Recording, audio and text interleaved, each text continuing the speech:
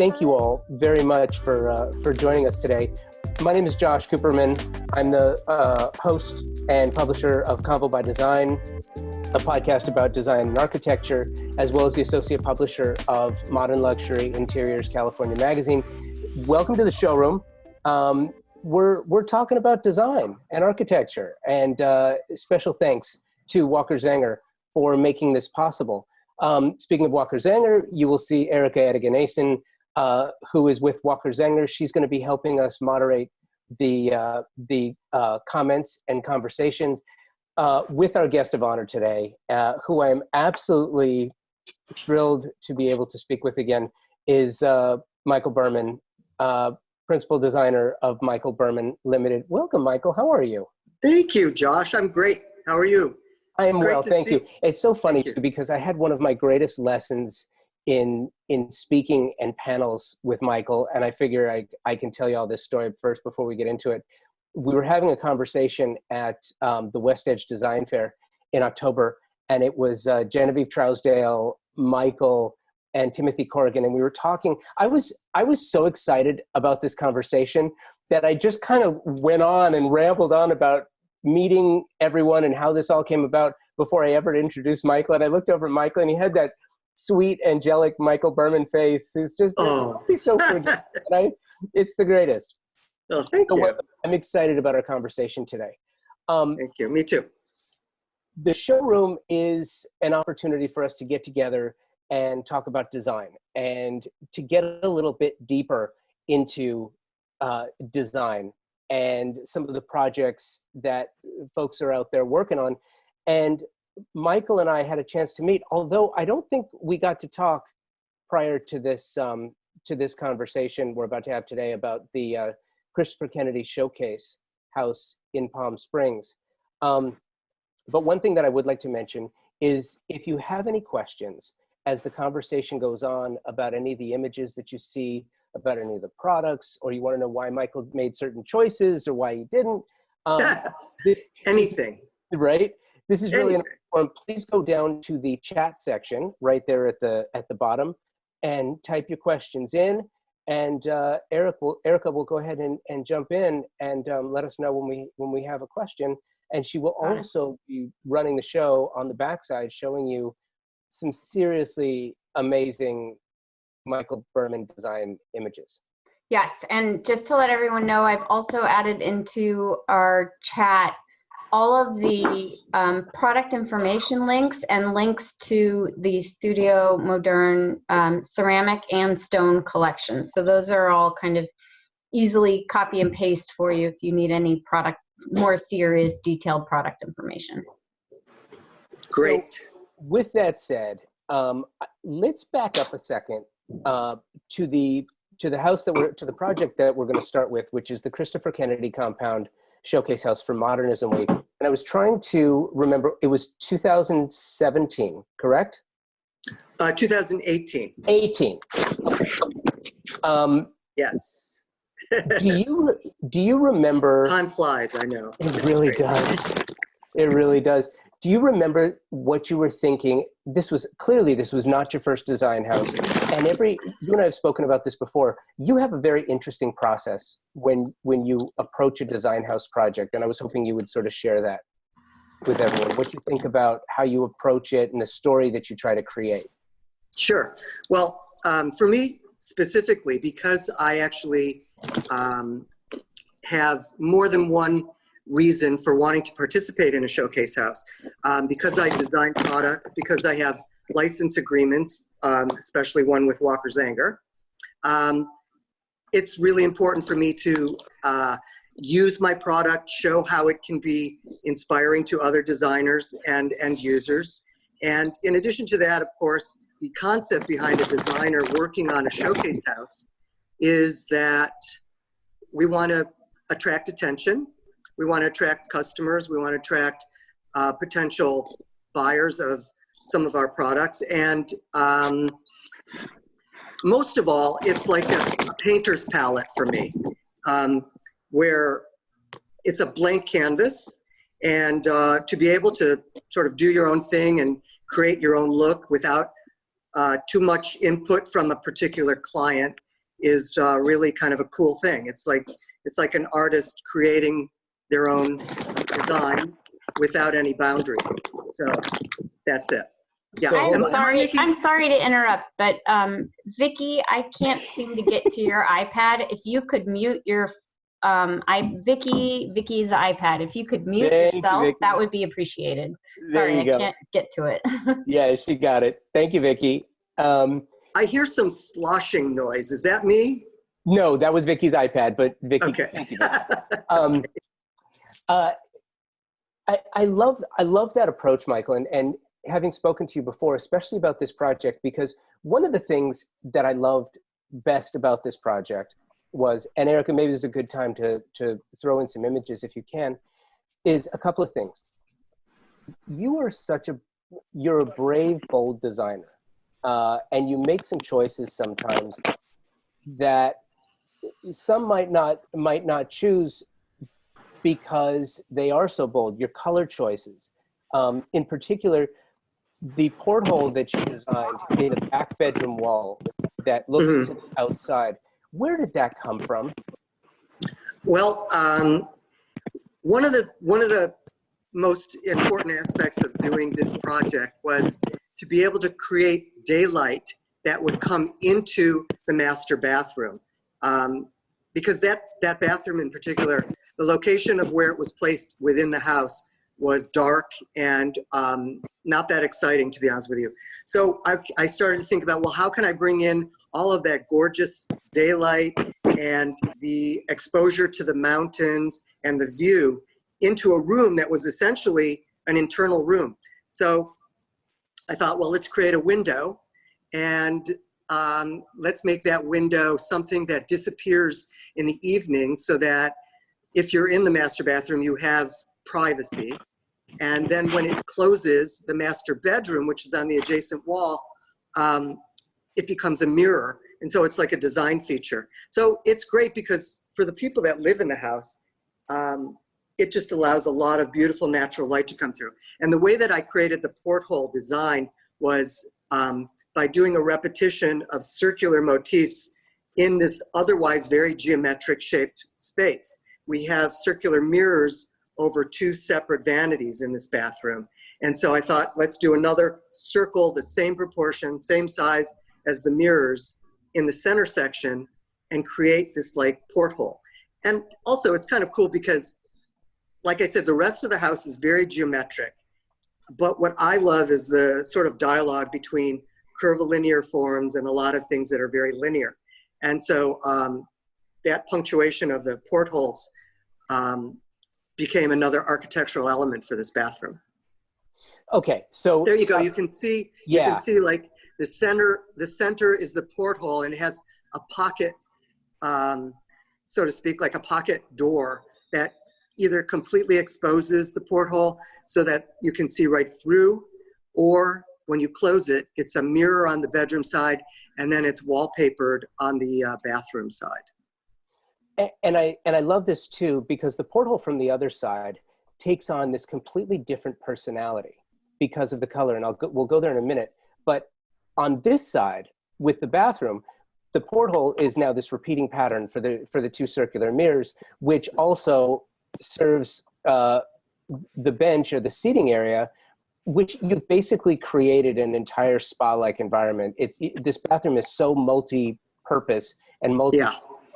It's just, it's amazing. So as you designed the bathroom, do you remember if there was a story behind this? You know, one of the beautiful things about design houses is that you, as the creator, as the designer, you get to sort of create your own story about who this is for.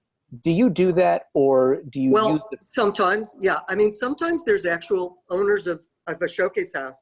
So it's not like hypothetical, you know, clients. It's actually real people that have real input and have real requirements. And in this particular instance, there were owners of the house, and they really, they wanted this to feel like a spa environment. They wanted it to stay very monochromatic and modern. They didn't want a lot of color infused into the master bathroom. They wanted it to stay sort of a respite or a retreat type of room. Well, the challenge, of course, was that it was the size of a master, like walk-in closet. It was not originally very large at all. Mm-hmm. So what I did was I flipped where the location of the master closet was and the location of the old bathroom, flipped them around, gave it a little bit more space, took some space out of the closet, and created a little bit wider environment. And because it's very, very long, what we were able to do was take the center section right under the porthole window and create a built-in bench that connected the two vanities together. And we used that really gorgeous new product from Walker Zanger. That's a terrazzo tile. It's Fragmento Bardiglio. It's a mouthful, but it's fabulous. It's in a steel gray color, and it's a poured terrazzo, but it's done in a 2x2 tile. What's really great about it is that it's 3/4 inches thick. So it really allows for you to use it and fabricate things just like you would with a slab material. So what we did was we created a steel frame, then we framed the steel with wood, then we clad the wood with this particular terrazzo tile, and it created a continuous ledge to which the two vanities sit and the center seating section. We put a cushion on it and some throw pillows, and we covered the whole thing in like this white cotton terry cloth, and it's really nice. It's a place to just sort of relax after you get out of the bathtub or out of the shower. And it added like depth and dimension to a small bathroom where otherwise it would be like nothing but cabinetry. But here you've got a separate little sitting area and breadth and width to the space. I loved it. I saw it. I went to the show. It was wonderful. Oh, thank you. Who said that? Yeah. Thank you, Suzanne. Suzanne. Yeah. Oh, hi, Suzanne. Okay. No, it's great. And one of the things too, Michael, is working with Christopher is fun too, because in my experience, and maybe you can shed a little light on this as well. He gives the designers a full opportunity to do. He kind of gives you all the tools that you need and the space to do it. Was there anything that you wanted to do on this project that you thought twice about or couldn't do? Or do you know what? You're absolutely right about that. And working on this project with Christopher Kennedy and these were his clients that own the house. And so they were really taking quite a leap of faith by asking, half a dozen designers to do a different room in the whole house. And then hopefully see the whole thing come together and have some thread of continuity and a cohesion. But one thing I would say is that Christopher's he's a designer, so he sees beyond what's in front of you. And so his ability to convey those ideas, as a conduit to the client was really valuable. And he believes in me, believes in everybody, obviously, that he asks to participate. And with this particular space, I did the master bedroom, the spa area outside, and then the master bathroom. There wasn't anything that I feel like I left out that I should have put in. It really I feel like it was highly successful. The clients absolutely love it. It highlights the new products beautifully, like my new stone tile, which is dimensional and clads the entire back wall of the bathroom that, goes right from the bathtub area into the shower. And then we used a new stone. There it is. That's the new, it's called Claire Dimensional. It's done in Calcutta and it's fabulous. There's 12 by 6 wide tiles that are very dimensional, and they're kind of a refreshed idea from the ceramic line, the Studio Moderne ceramic line that I created for Walker Zanger previously.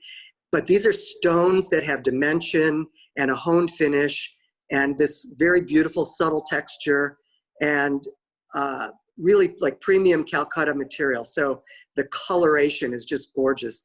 And we used it against the whole back wall, and we went, like the glass from the shower bisects right through the tile, and and this goes right into the shower walls, and it's gorgeous. So again, this bathroom, I wanted to get a lot of details and a lot of material into somewhat of a small space without it feeling overly busy or, you know, intensely colorful. And I think we did a good job with that.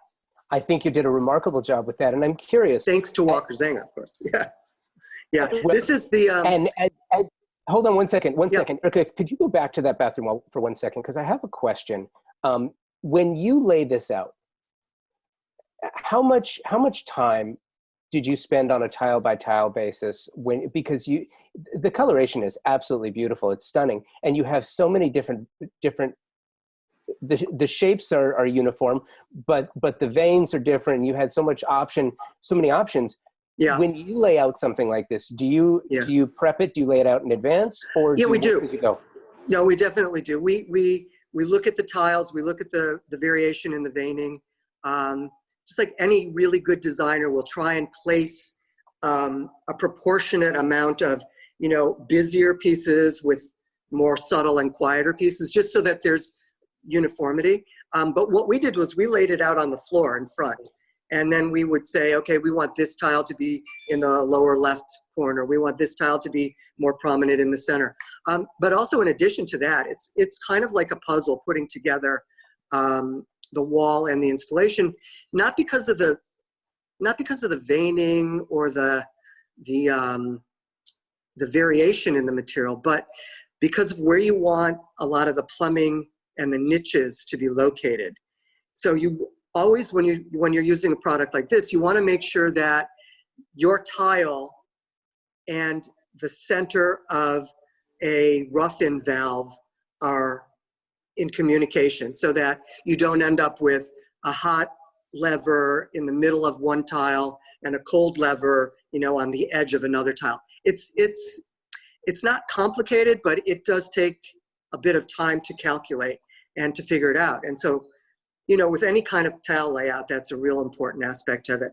But I have to just say that I think with this particular collection of the Calcutta, there are some tiles that have more veining than others, but by and large, it's all fairly consistent. Yeah, no, and it's beautiful. It's absolutely stunning. Moving over to the shower for a second, I was curious about the product that you used in there, as well as the floor tile, because it's interesting. You have so many different choices that you used in this one space, yet everything seamlessly flows from one to the next. The colors, the shapes, the patterns, it come from the wall to the floor, and then the floor back up to the other floor choice where the terrazzo has the same color gradation in it. I think it's stunning, and the amount of prep and research that goes into this. Was this a fun process for you? It's an amazing process, and I have to say, you know, sometimes all the stars are in alignment and everything really coordinates perfectly. With this particular collection, you know, working with Walker Zanger, I was responsible for creating the shapes, and then I consult with Walker Zanger, of course, for the material, because they have, you know, proprietary material that they only carry, colorations that they only carry, and they also had, in this particular instance as well, another product, which is the Fragmento Terrazzo. So the Fragmento Terrazzo was something that they are introducing at the same time as I was introducing the new Studio Moderne stone collection. But they just happened to coordinate beautifully because the color palettes were so similar. You've got this really gorgeous dove gray tone, which works really perfectly with the steel gray color of the petite claire mosaic, which is what you're looking at on the floor of the shower. But also we sort of coordinate everything to work with Calcutta, the particular Calcutta that Walker Zanger offers, which is a lot clearer and brighter and whiter. And so anyway, to answer your question a little bit quicker, yes, everything coordinated beautifully. Some of that was coordination. The other bit of that was just kind of pure luck. It's never pure luck. No, I mean, not pure luck, but serendipitous. It's just like, oh my God, that product that Walker Zanger was already creating and about to introduce looked so perfect with the new stone tiles that were part of my collection. So you put the two together and there's a beautiful marriage of color and a dialogue and material. And it just, it's one of those things that just works beautifully together. So I love the fact that we kind of marketed it together. When Michael came into the showroom, I had to basically steal a piece from, and we cut it. I think I gave you like a 2-inch by 2-inch little square that I was allowed to take. The fragments was so new into our showroom that day. So. Well, Josh, actually, here's one thing that was sort of a, I don't know what exactly you'd call it, but it was a blessing in disguise, I guess you'd say. And that is that originally we were going to use the white version of the terrazzo for all the flooring and the ledge that the two vanities and the sitting area sit on. And I can't remember what the issue was, but because this was brand new, I think that the amount of material we needed wasn't available immediately. So we ended up going with the gray color. And in hindsight, I guess that would be the one thing that was a nice surprise. Because in reality, that terrazzo comes in 3 colors: a dark gray, a medium gray, and then a white. And the dark gray was just going to be too dark. The white was unavailable, and the medium gray was just like perfect, sort of like Goldilocks and the 3 Bears in this case. No, absolutely. It's what you call a happy accident in this case. Yeah. Now, here's one of the things that I absolutely loved about this. You go from this spa, zen, color specific, subtle environment, and you have this porthole in the wall. And as you transition to the other side, it's like you're transitioning into another dimension, because the color, you're entering just a totally different world in the master bedroom. Yeah. And I'm curious, where did the inspiration for that wall come from? Was it the color first and then the porthole, or was it the porthole first and then the color and then the design in the master? And you can sort of see it there. Wow. To be honest with you, what the concept that I had at the very beginning, based on the feedback that I was getting from the owners, was to keep everything monochromatic. You nailed it. They didn't want a lot of color, but when they do use color, they wanted it like in a bold stroke, like pop art. They love the idea of white walls and then a shock of color, which is often the way that I would decorate and do my own projects. I love a lot of neutral backgrounds and then like a shock of color, whether it's in artwork or, a couple pieces of furniture. But by and large, I love the idea of monochromatic backdrops.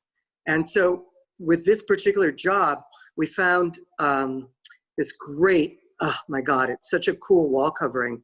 It's from Pierre Frey, the French textile and wall covering company. And they did a custom version of it for me. And it's essentially a hand-painted canvas that they then digitally print and blow up and create this entire wall of like brush stroked color. And we selected specifically the colors that we wanted to use. But what I love about it is like when you're walking into the suite, the master suite, first you walk through this hallway, which is very monochromatic. It's a textured white wall. And then you see the master bathroom, and it's somewhat monochromatic. It's all beautiful white marble and gray marble. And then I have just like a touch of color with, flowers and a bathrobe, whatever. And then you walk into the master bedroom and you turn around, and then you're faced with this shock of absolute, art gallery vibrance and color. And I think it's a surprise. And it also it works because it creates this amazing contemporary art backdrop for the bed and everything else in the room to be somewhat quieter. And what happened is when we did the porthole, cut through that mural of color, it pierces right through the center of it. And so we created a bronze mirror on the backside of the porthole so that it looked like it was an intentional mirror hung over the bed. And of course it reflects the mountains and the view outside the windows. And the owners loved it. Yeah, well, what's not to love? What's interesting too is, and I wanted to ask you, once you exit out of the master, on the outside, the terrazzo continues on the patio as well as onto the ledge and the coping of the spa. Was that the same terrazzo as? Yeah. So there's this fantastic patio that we created right outside of the master bedroom, because all of the doors pocket away like into the walls, and so it's this really Palm Springs iconic indoor-outdoor living experience. And it faces, this particular property is amazing because it has like 180-degree views of mountains. Usually you have just views in the front of the house, just views in the back of the house. I mean, this house has views all the way around. And so we really wanted to take advantage of that.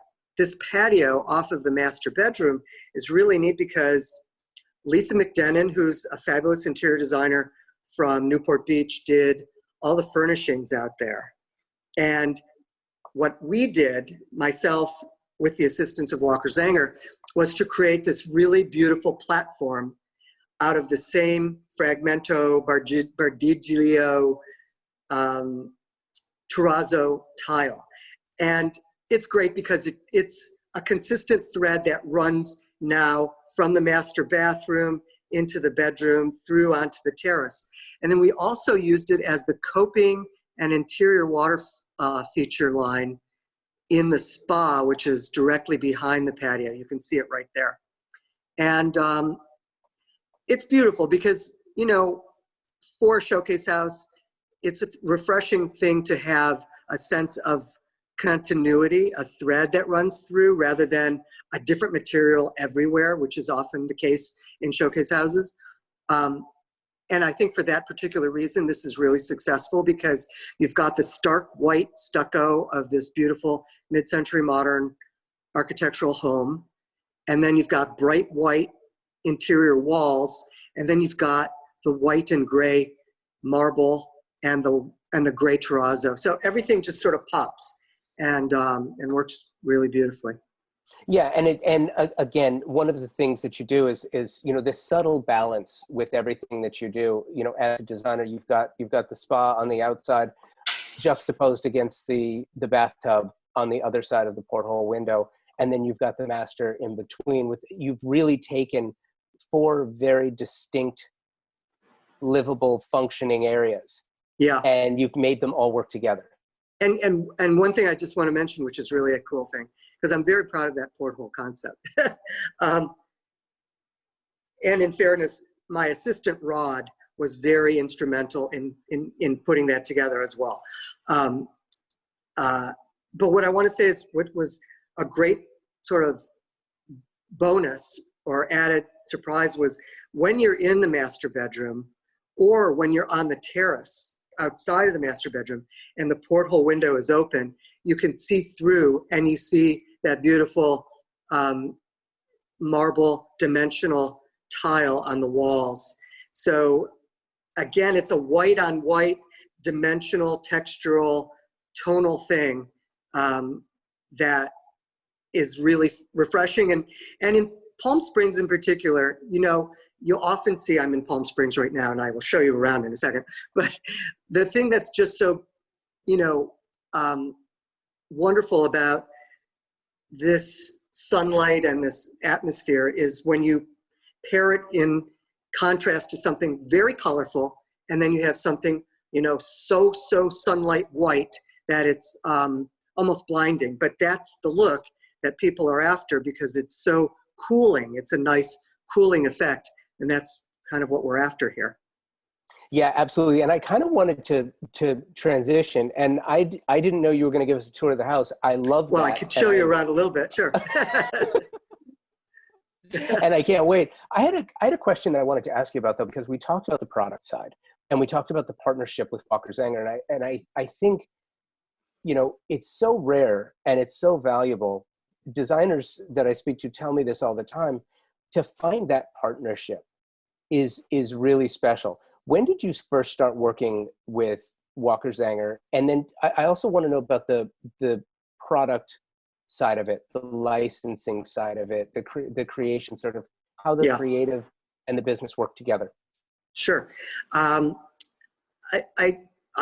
could be completely mistaken here because time flies, as you know. But I think I started my relationship with Walker Zanger in the late 90s, for one thing, maybe even earlier than that, as a customer, using a lot of the product whenever possible. The very first thing that I did with Walker Zanger that we photographed, and it just went on and on and on, was this really fantastic kitchen that I used a tumbled travertine stone, and it was just this iconic imagery of this fabulous kitchen that was inspired by like a 1930s train station with open beam work and a gigantic clock. And it was just one of those projects that got photographed and used and repeated. And the light fixtures I used in it were iconic. And it sort of put me on the map in terms of designing kitchens and bathrooms, which is my passion. I love, love, love doing kitchens and bathrooms. And I just became very friendly with a lot of the people at Walker Zanger. And I think around 2007, I believe I pitched the concept of creating a sort of graphic, modern style ceramic tile collection for them. And it was a bit of a gap, I think, in some of the things that they were offering at the time. And I had a point of view and an inspiration that I presented to them in drawings. And then the way that I often do my presentations would be pencil sketches, drawings, as many samples as possible for color. I also like to tell a story with a storyboard, you know, with any product. Who's the potential specifier? Who is it? Designers? Is it architects?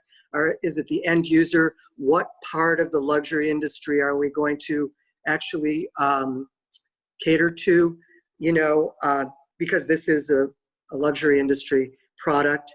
And so I delved into all of that, and it was 2007, and we put together the Studio Moderne collection, and it's been really successful. I mean, I think, knock on plexiglass and silver leaf right there. Everything's been really, you know, really wonderful in terms of the working relationship with the people at Walker Zanger. I mean, I'm not just saying this, but it's absolutely true. And I think it probably goes both ways. I have a way of working that's easy and not pressuresome. And these are, oh my God. I mean, look at the way that they actually photograph and merchandise my product. I mean, I'm beyond satisfied and thrilled.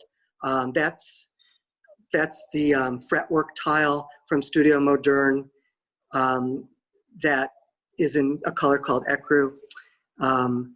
And that's the marquee pattern, which is sort of inspired by the old real dimensional tin ceilings.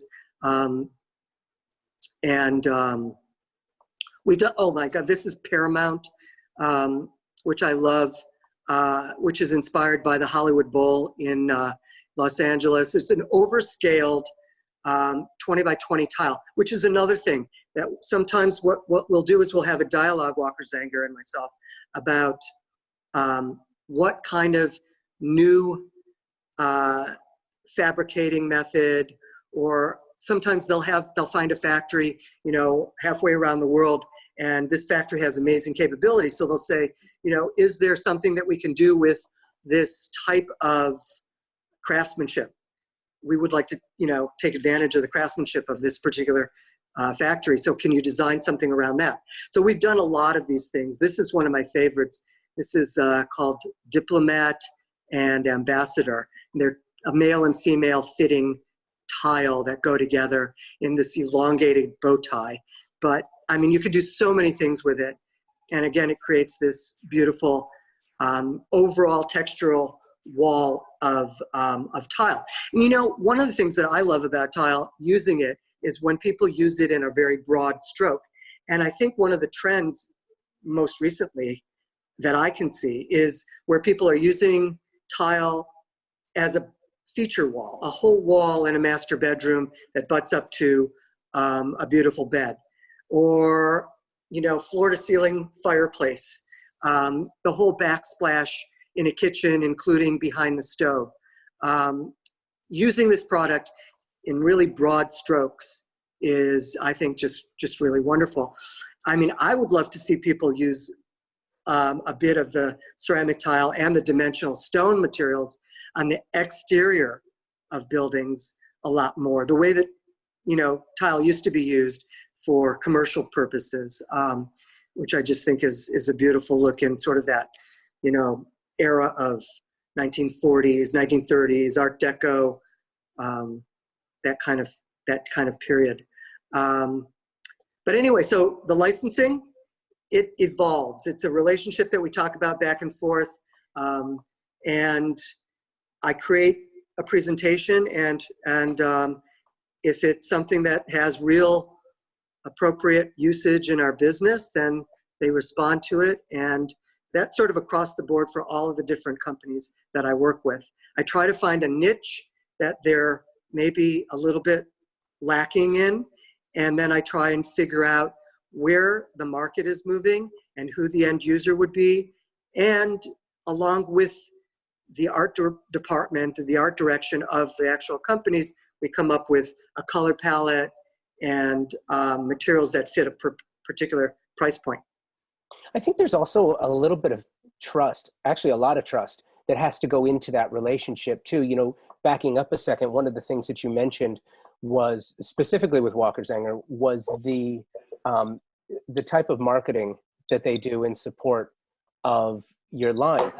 And, you know, it's funny how easily you say that and it just sort of goes into another topic, but gosh, that is so important, isn't it? Where, you know, it's the marketing, it's being able to have a conversation about product potential, what the materials can do, where they're sourced, especially now, you know, sourcing the materials is so important. Yeah. And yeah, don't you think? Oh, absolutely. The trust factor, absolute. It has to go both ways. I mean, Yeah. I've done other licensing agreements, and many of them, I would have to say, like, let's just say 90% of them, very successful. You know, there's a very open dialogue and communication between the people involved in working with the company that I'm licensing with, and then, of course, my company. But once in a while, you don't see eye to eye on something. I guess that's just, you know, natural. But what I do to sort of create a shortcut or a shorthand sort of dialogue about that is create imagery and propose visuals that show, okay, this is how I'd like it to be marketed. This is how I'd like it to be photographed. This is how we'd like to present it to the consumer or the designer in the industry.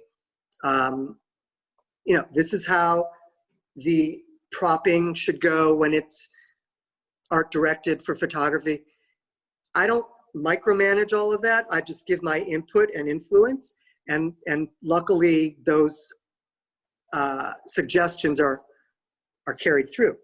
And you know, that's a two-way street. They've got to trust me that I'm going to create something that's really saleable and practical and functional, and most of all saleable. I mean, nobody wants to see product that's just a vanity product that looks good on the shelf, but nobody is buying it.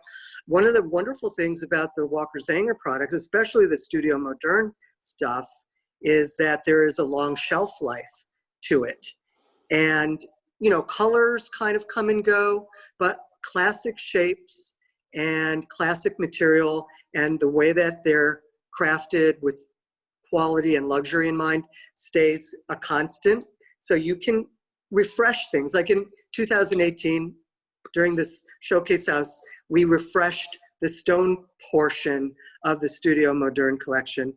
And we refreshed some of the ceramic tiles as well. One of the beautiful things is that we didn't completely discontinue a lot of it.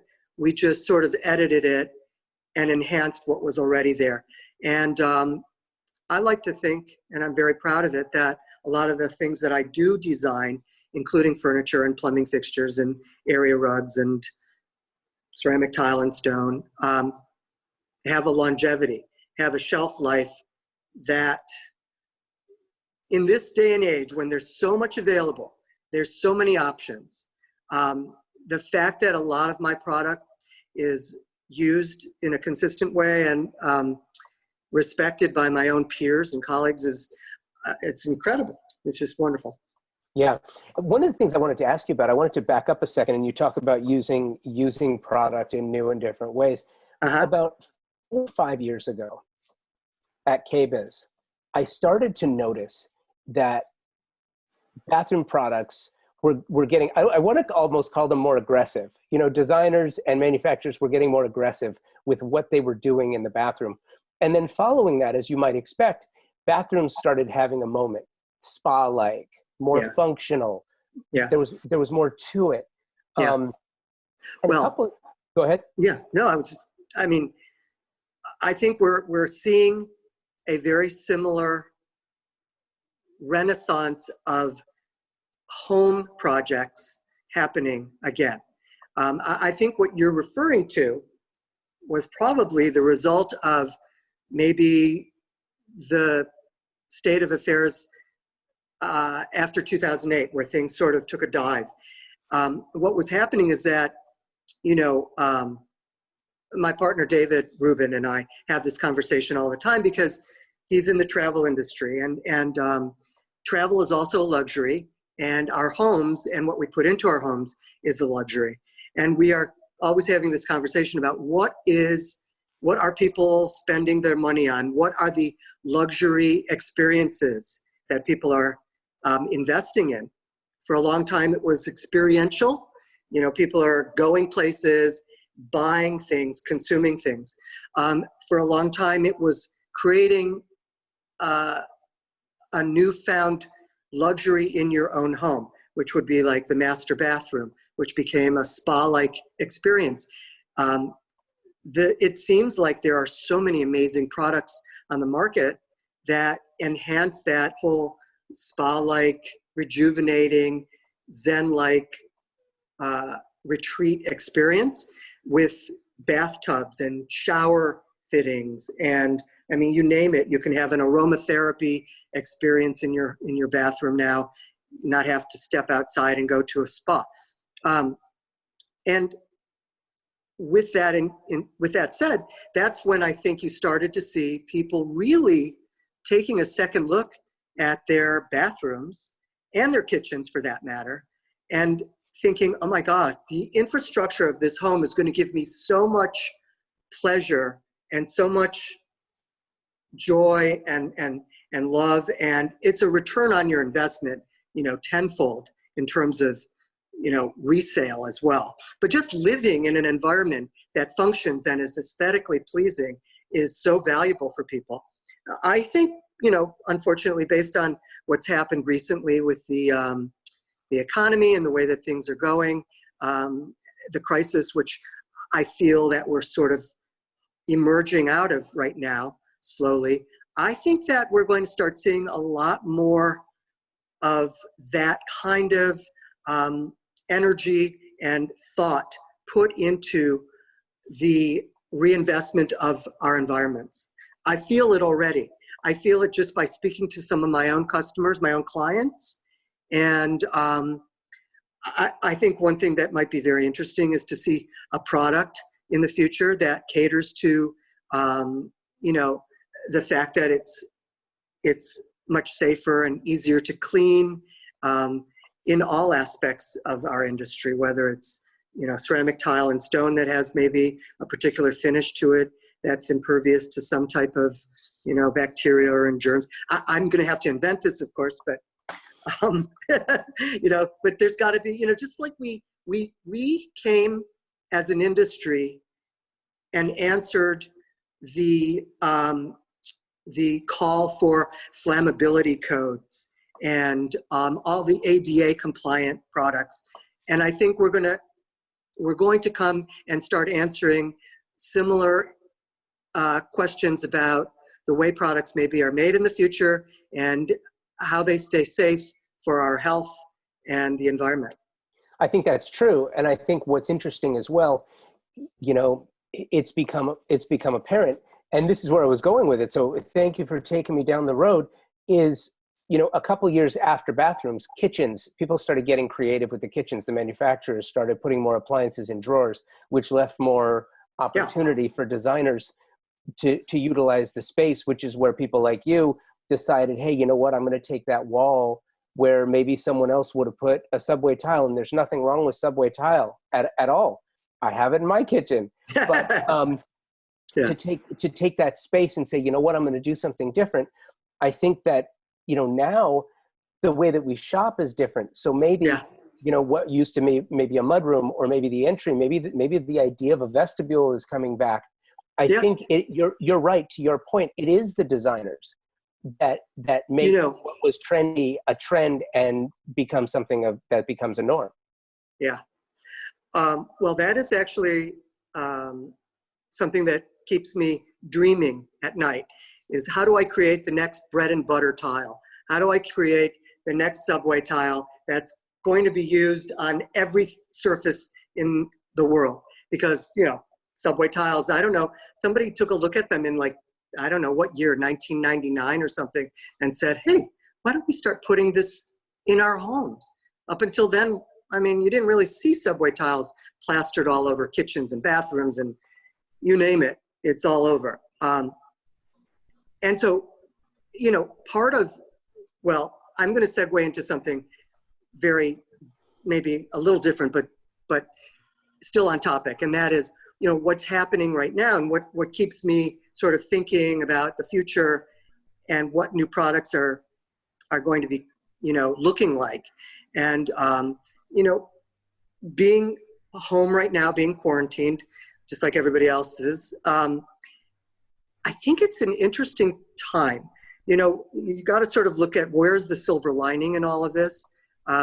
It's a sad period in American history. It's a sad time for a lot of people. And many of us are blessed to just, still stay healthy and be working in an environment, whether it's our home, our apartment, whatever, and find inspiration daily. Find joy in the slowness and almost the reversal of nature, in a sense. You start noticing things more and you start paying attention to things more. And what was almost so important and hectic and chaotic before is now it's an afterthought. And so one of the things that I really love about working from home now is my solitude, number one, just the fact that I can really gather my thoughts. I can sit at my home desk. I haven't had a real desk in my home where I was working in many years because I've been out in the industry, in the office space, with people around me and everything. And now I feel like I've reversed my creative energies. I'm going backwards again. One of the things that I do is I keep sketchbooks. I've kept sketchbooks since 1982. And I revert back to them all the time. And I keep looking back and I go, well, what was it that I sketched up in 1984 that I was thinking about ceramic tile or about, lighting that I can look back on? And so I have these books on the shelf. I take them out. I look back once in a while. And I feel like now, in particular, maybe it's because I'm in the desert, but I feel like there's a softness to what I want to put out in the market and a more natural and organic quality to a lot of things. And a curvilinear form to things. I'm feeling things that have a lot more sensuous lines to them, and almost like a free form flowing kind of thing. I guess if I was feeling inspiration from a particular era, it would be, say, like the 1970s, which was a lot more free flowing, you know, in terms of style and fashion and thinking. It was just, you know, you had like fashion with bell bottoms and the wrap dress and disco and things that were just free flowing and free moving, even hair, you know. So this is kind of like what I'm thinking in terms of products for the future. I'm curious, product aside, as a designer, has this experience over the last 6-7 weeks, and you being at home and you noticing things like your desk, for example, has this changed the way that you view the residential home? Is this the way that has this changed your approach to designing a home? Yes, a bit, because as we see, we don't really know what's happening in the future. In fact, I guess it's safe to say that the future isn't really something that any of us can count on at this point. I mean, you know, we all know that there is a future, but we don't know what it's going to look like. And I think the future of what I'm going to create in people's homes from this point forward is going to be an environment where they can work and they can have their privacy. You know, I was asked actually yesterday by the Wall Street Journal about what kind of ideas I would implement in terms of working at home, creating a quieter environment. And a lot of people on this particular format right now are, you know, have kids in the other room, have dogs in the other room, have spouses in the other room, have roommates in the other space. And we're all trying to maintain our, you know, our work environment, our privacy. You know, like I'm sitting here in my living room, I got my dog, yeah, whatever. So I think it's important to sort of reevaluate home offices and just spaces that create a personal identification and a personal spot. Like I've done projects for many clients over the years and currently, and I know that once in a while they ask me for, you know, I need a little desk in the kitchen area to pay bills, and then I need a study. And the study is something that's, you know, it's just there for looks. But I think in the future, what we're really going to look at is people creating businesses from home, designers, decorators, architects. We're shopping virtually now. We can't get into the Walker Zanger showroom or the Walker Zanger warehouse. So we're going online, and we're shopping online, and we're looking at catalogs, and we're pulling tear sheets, and we're contacting the people who work at Walker Zanger by phone and requesting things, samples and stuff.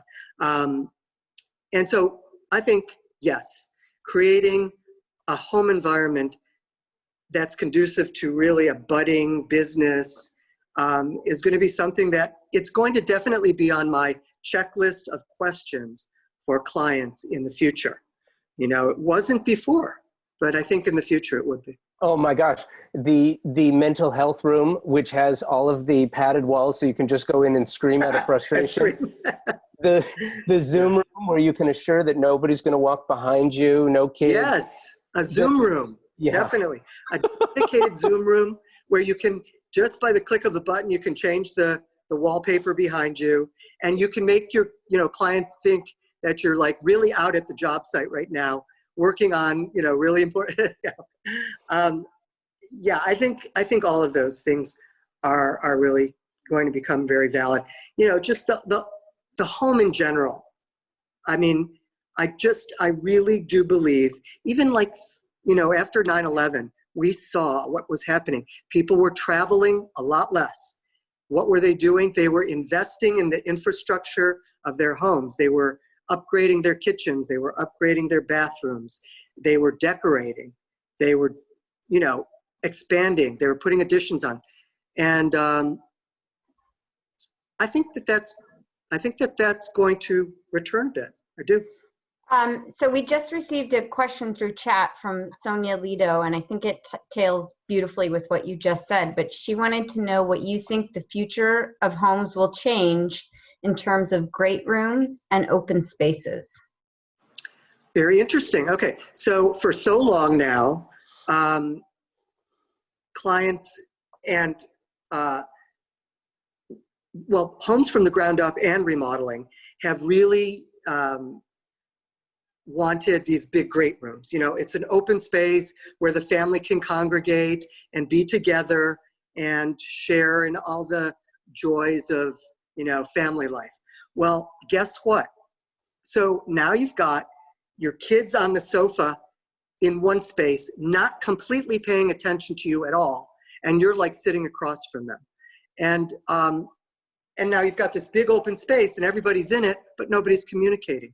You know, you've got everybody on their cell phones, everybody on their laptops, everybody on their computer, people playing video games.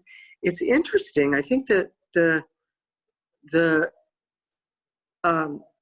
period of time when this great room was such a great concept has sort of disappeared. And I feel like a lot of the projects recently that I've been working on, people don't want this overly large-scaled space. And they're kind of going back to a kitchen that they can still entertain in. They can still have a group of people hanging out, because that's what people do. But then they can have a separate space. And they can have a separate dining room and a separate living room. And a lot of families I know are going back and saying, no, kids, this is our time. We're going to have a conversation. We're going to be, I'm sure, Erica, you've got some kind of input on this one with your kids. But I'm saying, I think it's, I know that I don't have children, but if I did, I would be that way. And I would be like, no, put everything down. And this is our time to like eat dinner together, communicate, talk about anything, just talk. And I feel like when you're in this gigantic open space, you're giving your kids free reign, free run, and you know, you're so distant from each other, you're not paying attention. I like the idea of a little bit more intimacy in a space. I for a long time, I felt that way. I also like to get a little messy in the kitchen, and I like to keep it kind of contained from the visuals of everything else. So that's my feeling. I think that I think you're spot on, and of course, and with that, you know, we're bumping up against an hour, and I just wanted to take a moment. Michael, thank you very much for doing this. You're welcome.